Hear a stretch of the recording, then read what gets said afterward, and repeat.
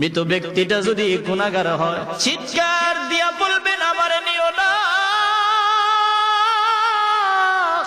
এই কবরের আযাব আমি সহ্য করতে পারবো না।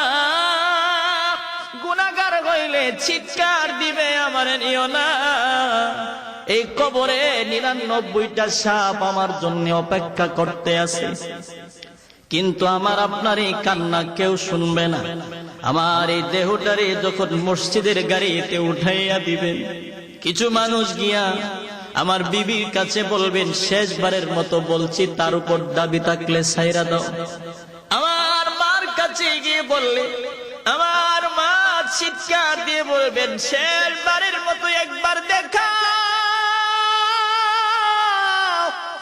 আর আমার ছেলেটারে দেখতে পারবো না, শেষবারের মতো তোমরা একবার